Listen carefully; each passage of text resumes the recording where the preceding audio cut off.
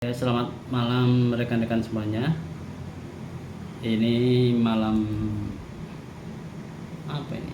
Malam Rabu, tanggal 11 April 11 Agustus 2026. Sekarang jam setengah 8 malam ya. Nah, kalau nanti jadi dipublikasi berarti masuk ke tanggal 12 jam 00. Publikasinya jam 00. Baik, untuk malam ini adalah puisi yang ke-14 ya. Puisi yang ke-14 masih masuk kategori puisi sosial ya. Bisa dibilang puisi sosial, puisi apa? Sosial politik apa? Pokoknya sosial lah. Mengenai sebuah kondisi atau situasi sosial.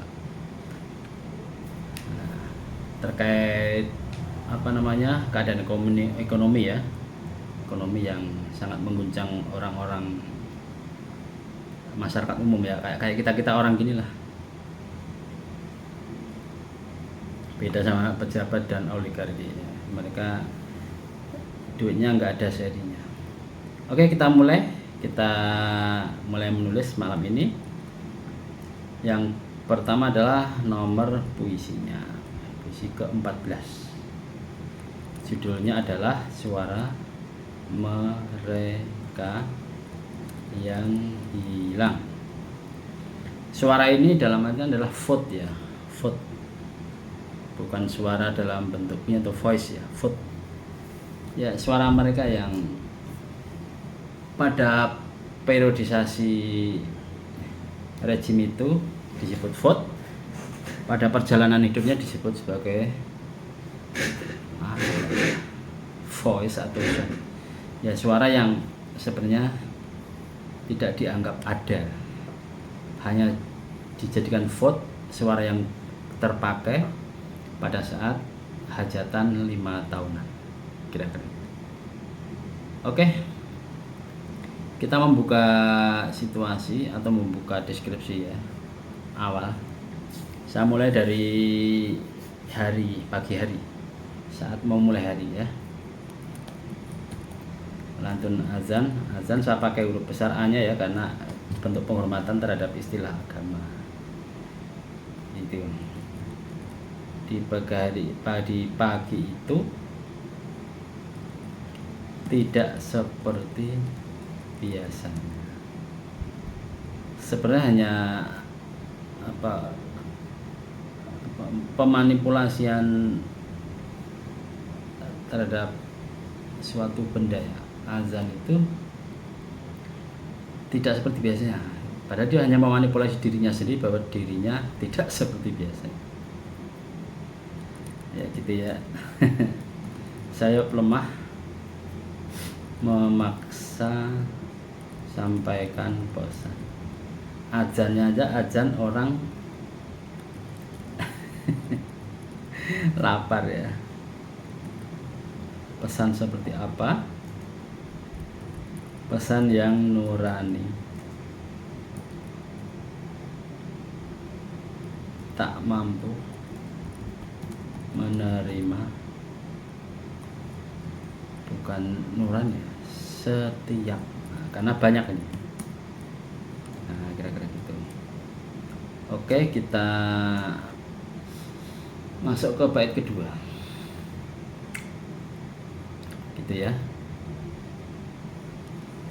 Tidak ada yang rela mengingat jalan berliku hari-hari itu. Nah, kita memberikan penggambaran terhadap kondisi masyarakat ya, dari saat keputusasaan, ini kata majemuk ya, melekat erat, tak mau lepas. Sebenarnya melekat erat saja bisa, tapi untuk memberikan penekanan makna ya, dari diri setiap mereka yang begitu lelah. Nah, ini mempersonifikasikan sebuah kondisi, kemudian dibuka lagi kepada pemilik kondisi itu sendiri. Oh, ternyata mereka. Nah, mereka itu mewakili sebagai kata-kata banyak orang. Dan kok dengan meyakinkan ya, ini bukan meyakinkan ya, mencoba meyakinkan bahwa ini bukan mimpi gitu. Sekarang bait ke 3. Apa kita kasih nomor aja ya? Nomor gini ya, nanti tinggal menghapus. Nah gitu aja deh.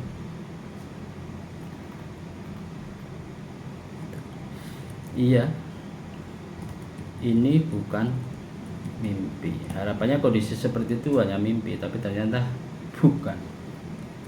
Berharap semua seperti bunga tidur, ya mimpi ya bunga tidur yang telah lalu. Harapannya itu hanya mimpi, tapi ternyata kenyataan. Saat buruh kehilangan pekerjaan, gitu kan? Saat petani kehilangan kemampuan membeli pupuk.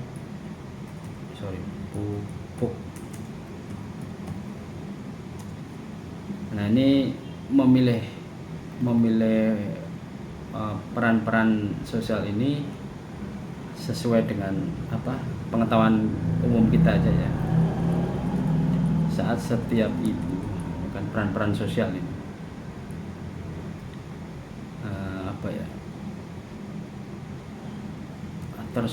terseduh. Ibu kan kalau mau nangis selalu disembunyikan ya, mendengar, jadi hanya bisa terseduh saja.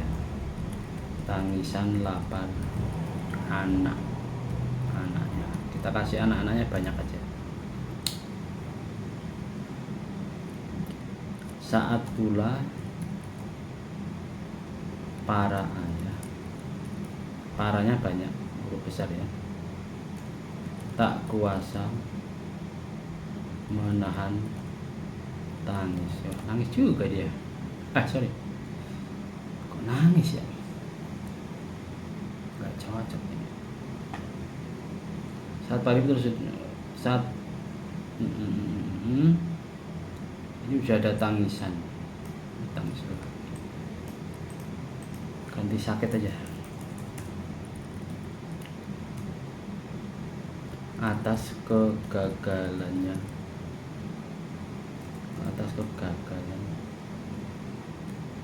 membayar biaya sekolah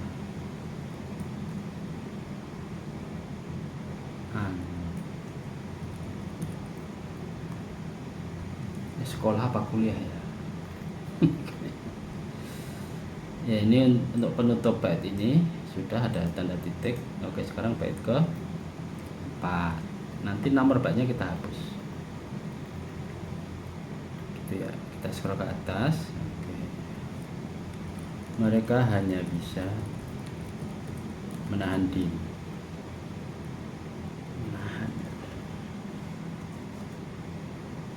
kan ini mengharuskan gitu, mengharuskan bahwa mereka menerima kenyataan, memaksa bahwa mereka menerima kenyataan bahwa ini asli, tidak gaib atau mimpi ya. Memaksa untuk menerima bahwa ini bukan mimpi dengan segala manipulasi yang tadi saya singgung di awal ya. Kepake juga kata-katanya manipulasi. Sebenarnya itu lebih pada membohongi diri bahwa mereka sebenarnya pengen mengingkari kondisi ini gitu. Yang mereka ciptakan sendiri, menghibur dan melangkah pada kepasrahan tak berujung. Jadi sudah nggak ada opsi, nggak ada choice atau pilihan, opsi nggak ada. Jadi sekedar pilihan saja sudah nggak ada. Kebanyakan kan seperti itu. Nah, orang yang sudah nggak punya pilihan itu biasanya terus ngemis, ngamen dengan pemaksaan kondisi tertentu, memaksa kondisi tertentu. Kayak pertanyaan datang dan pergi tanpa henti. Ya, berkecamuk di kepala ya. Berkecamuk. Nah, ini yang atas telinga yang tak mampu tak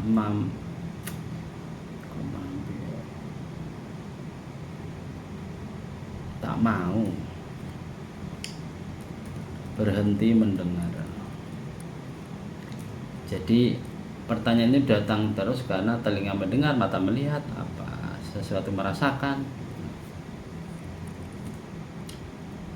mata yang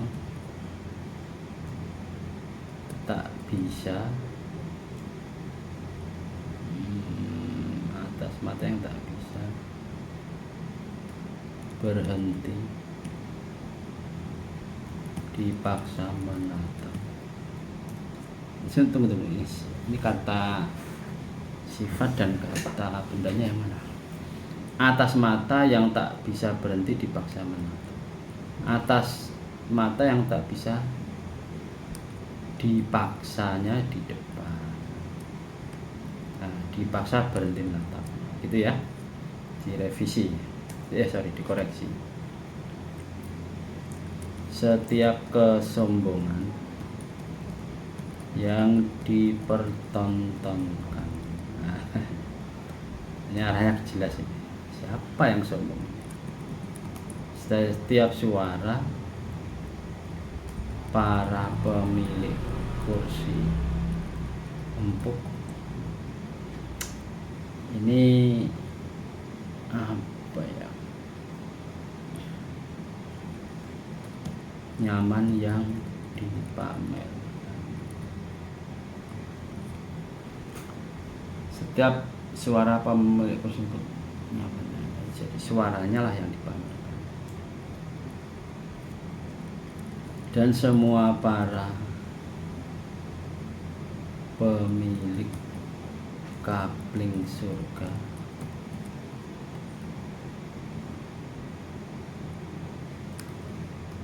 bukan pemilik kapling surganya ya, tapi petuahnya. Dan semua petuah para pemilik kapling surga yang duduk mesra di sampingnya. Loh, panjang banget ya. Jadi ini kita ini rakyat kecil ini dipaksa mendengar, melihat, dan menonton. Nah, itulah menimbulkan pertanyaan ini, pertanyaan di kepala mereka. Apa yang dipaksakan ke mereka, kan gitu kan? Tuh, yang dipaksa mereka adalah kesombongan. Terus suara pemilik kursi empuk ini berarti pejabat. Kemudian semua petuah pemilik kapling surga ini para tokoh-tokoh moral atau agama yang memilih duduk mesra dengan mereka, gitu ya. Kira-kira begitu. Pertanyaan datang dan pergi silih berganti, gitu kan? Karena selalu terjadi setiap saat, setiap hari, setiap saat. Atas diamnya mulut mereka, pemilik kursi.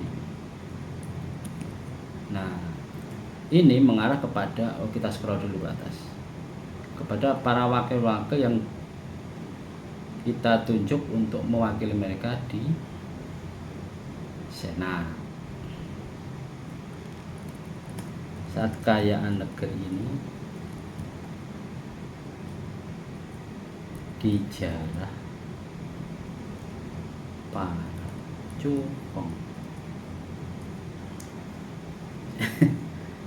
Justru bermain mereka ya, bukannya melakukan pengawasan atau apa, tetap malah ikut ya. Saat para penjilat, nah,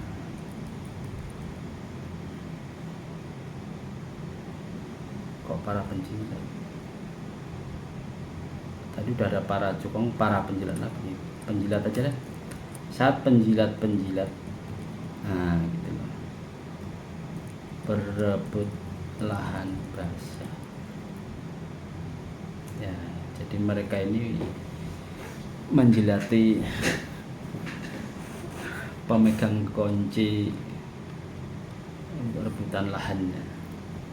Lahan itu bisa apa aja? Bisa regulasi, bisa lahan berbentuk tempat, bisa lahan berbentuk apa ya, kesempatan. Ya, intinya garong semua. Saat mereka yang seharusnya mewakili, gitu kan, berdiri congkak, menghardik dan memaki, gitu ya. Scroll dulu ya. Sekarang ke 7. Wah, udah 1 halaman ini, lumayan ya. Siapa mereka? Nah, ini loh maksudnya, ini memberikan penjelasan atas pihak-pihak di bait ke-6 ini. Gitu loh. Saat mereka yang saya mewakili berdiri congkak menghardik. Nah, siapa mereka kan gitu kan.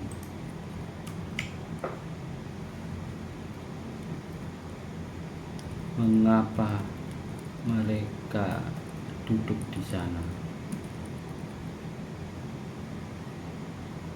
Mengapa mereka bisa duduk di sana? Dan mengapa mereka ini tabrakan, dan mengapa mereka dulu semua mempertaruhkan harapan pada mereka. Ini kita baca pelan-pelan. Nah, mereka dan mereka ini, baris 1, 2 ini adalah orang-orang yang terpilih dan duduk. Terus mereka yang ini, mereka para masyarakat, rakyat. Nah, gimana menjelaskannya ke audiens atau pendengar puisinya atau pembaca puisinya? Nah, ini kita ganti kami. Dan mengapa kami dulu semua, nggak pakai semua ya, kami sudah banyak. Dan mengapa kami dulu mempertaruhkan harapan pada mereka, mereka lagi ya.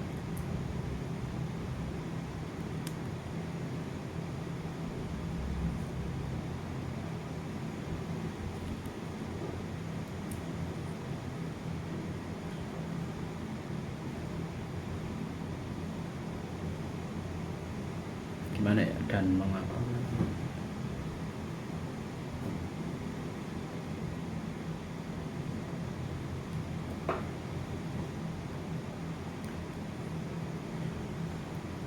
yang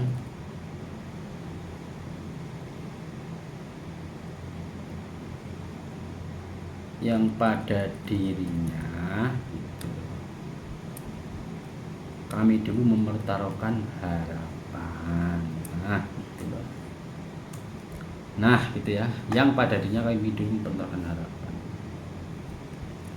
Apakah mereka penipu? Udah masuk ke baris halaman berikutnya ini. Ataukah mereka perampok yang menguasai negeri ini? Tunggu, bukan menguasai, perampok menguasai. Perampok itu menjara.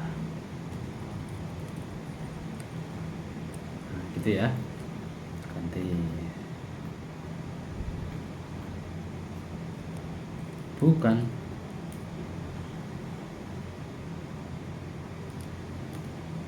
Mereka bukan semua itu. Jadi semua istilah tadi bukan mewakili mereka ya, dari pertanyaan masyarakat ini. Apa mereka penipu atau mereka perampok? Bukan, mereka bukan kedua-duanya atau yang lainnya. Mereka hanyalah yang mendapatkan kesempatan di antara yang tidak. Bukan karena mereka pantas. Gitu ya. Ya intinya seperti itu. Jadi mereka duduk sini bukan karena mereka pantas, tapi karena mendapatkan kesempatan di antara yang tidak. Ya kesempatan kan bisa didapat dari mana aja, dari nyogok, dari money politik, dari serangan fajar, dari segala macam. Minum dulu ya.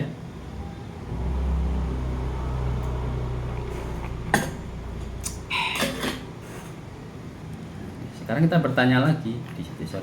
Ini ke-8.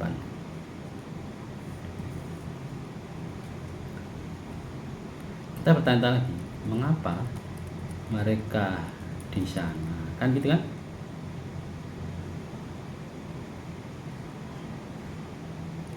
Ya, sini mereka di sana karena para pemilik suara yang hilang kesadaran atas kebodohannya,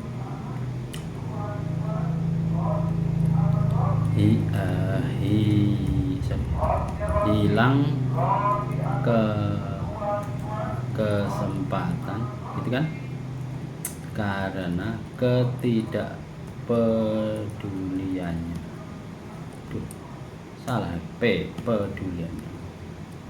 Nah, penafsirannya adalah hilang kesadaran atas bodohnya itu karena ya rakyat kecil itu nggak sadar kalau mereka itu bodoh.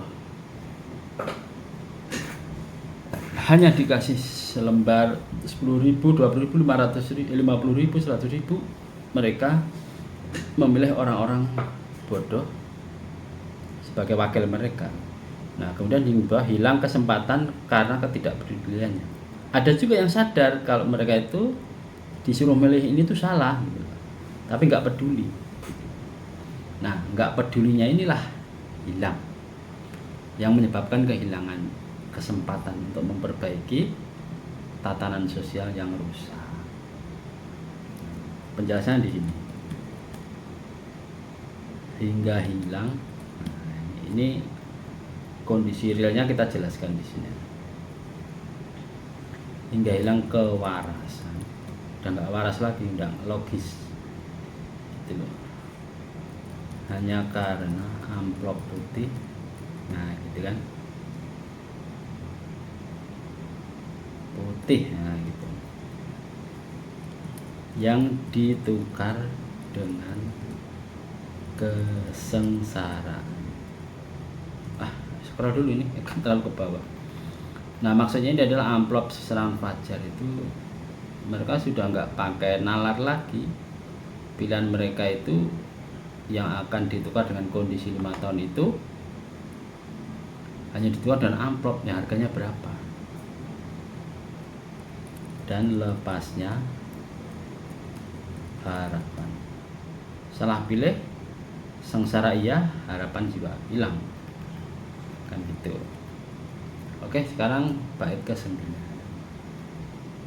Nah ini adalah alur dari kurva berikutnya. Jadi orang-orang tua itu, orang-orang generasi tua yang tadi, yang hilang kesadaran atas bodohannya ya, jadi orang-orang tua yang bodoh, tidak peduli dan hilang kewarasan, ditukar dengan kesengsaraan dan lepasnya harapan. Nah ini mereka akibatnya kemana? Ke generasi keturunan mereka. Kita jelaskan di sini. Gini, anak-anak mereka. Sekarang diksi mereka kita pinjam untuk rakyat ya. Berjuang di jalan meneriakkan suara orang tua mereka yang hilang. Dijelaskan lagi di sini ya, yang tadi di bait ke-6 apa berarti gitu kan.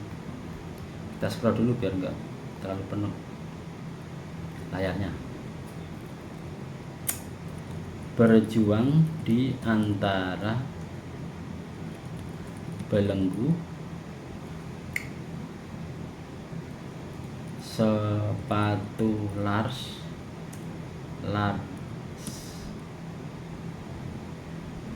dan senjata yang berbaris api. Berjuang di antara belenggu sepatu Lars dan senjata yang berbaris api. Jadi belenggu, bukan belenggu sepatu Lars, tapi belenggu sepatu Lars dan senjata. Jadi belenggu ini sebagai kata sifat dari sepatu Lars dan senjata gitu ya.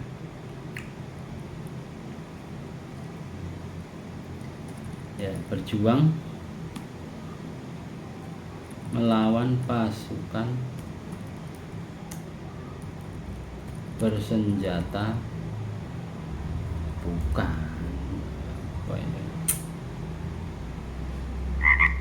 pas berseragam dan tongkat pemukul.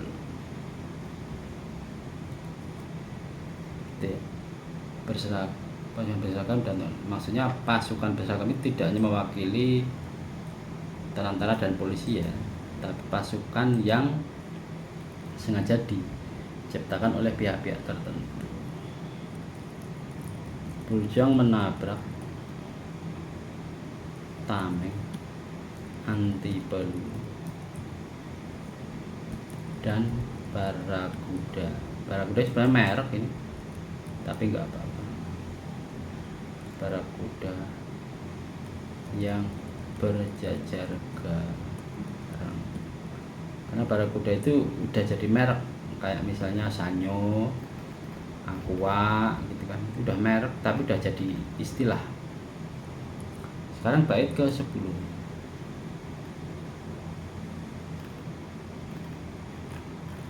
Loh, udah hampir setengah jam ya.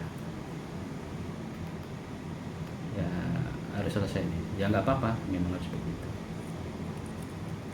Kini anak mereka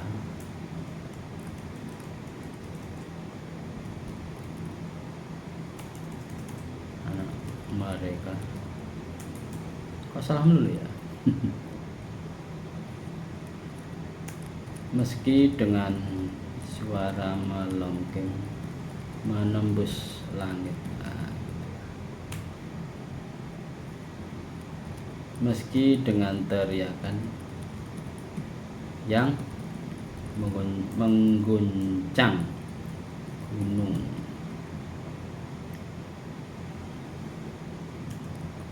meski dengan rapatnya barisan yang tetap bergerak, tak satu pun pemilik kursi di ruang nyaman yang mau mendengar. Nah, gitu. Tak satu kali pun penguasa mau melihat, karena mereka hanya tahu, jadi mereka tuh hanya ya apa ya,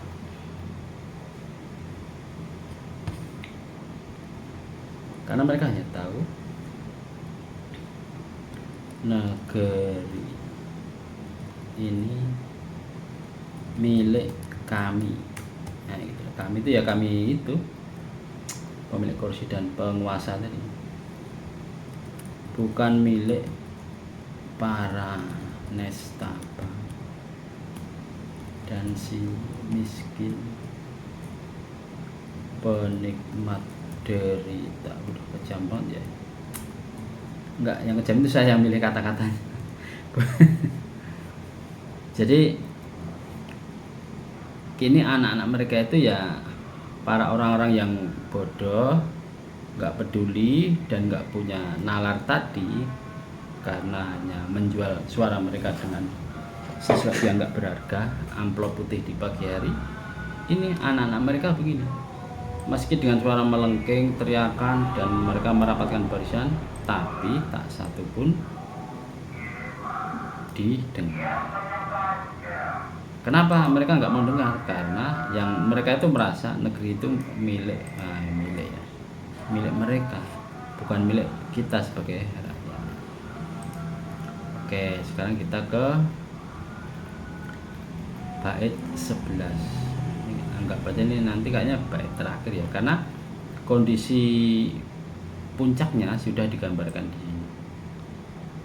Kondisi puncak atas kebodohan, ketidakpedulian, dan kehilangan penalarannya para orang tua. Jadi anak-anak mereka menjadikan kondisi anak mereka jadi seperti ini. Itu ya, teriak sana, teriak sini, demo sana, demo sini, menyampaikan sana, menyampaikan sini, nggak ada yang mau mendengar. Nah, kita ke alur cooling down-nya dari puisi ini. Wahai para pemilik suara yang hilang, gitu ya, tebuslah kesalahan dan kebodohanmu dulu. Jadi kita memberikan apa namanya,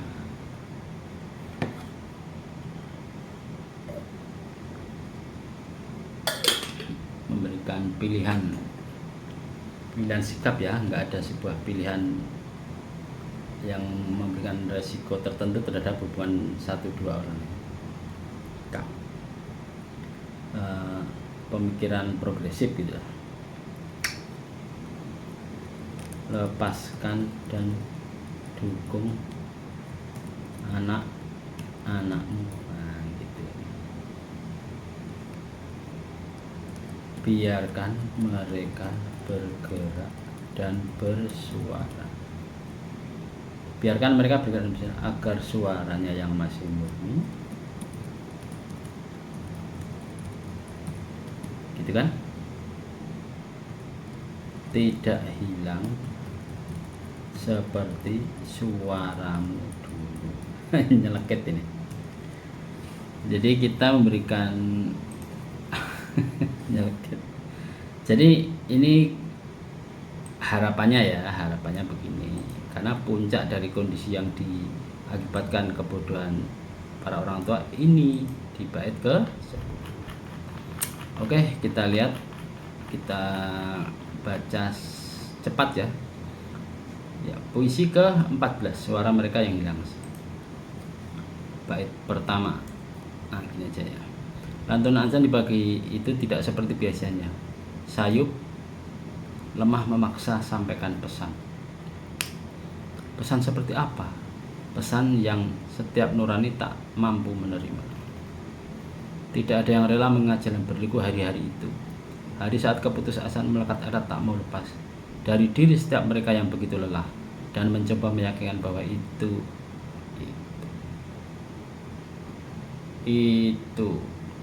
aja ya, cocok itu.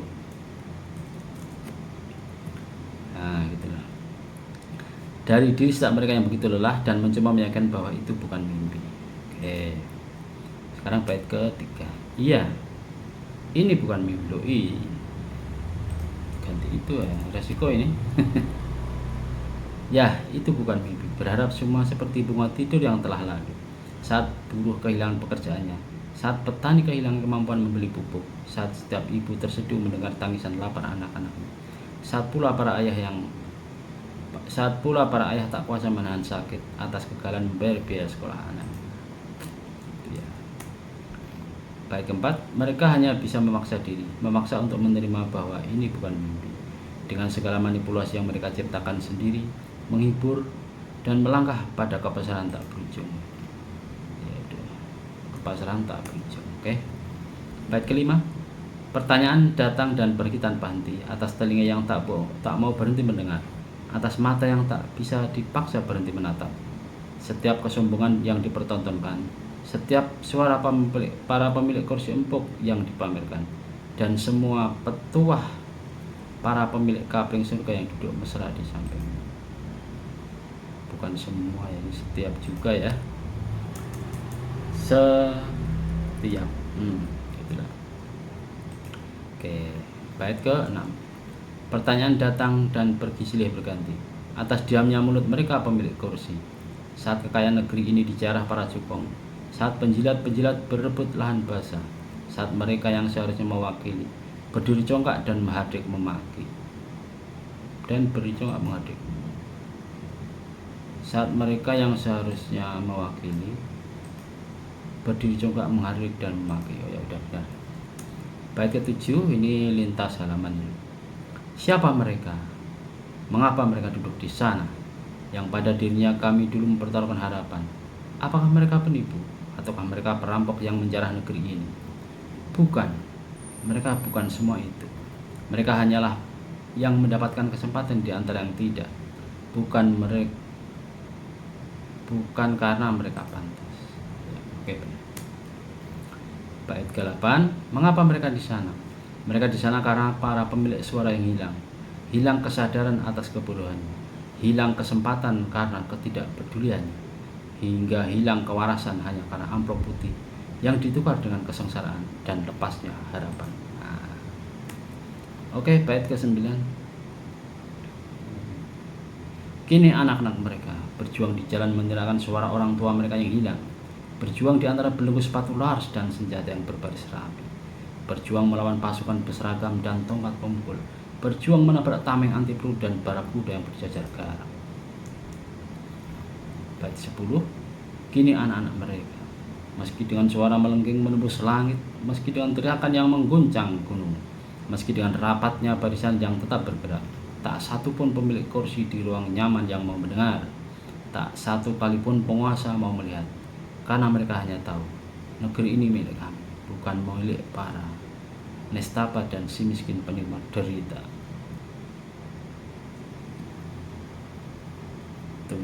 Merekanya ini kayaknya kata ganti mereka ini, tak satu kali pun penguasa mau melihat.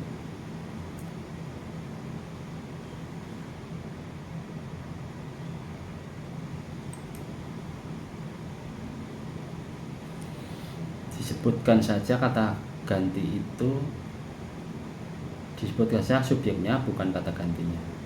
Jadi mereka ini kita hapus ya, disebutkan nama subjek langsung ya.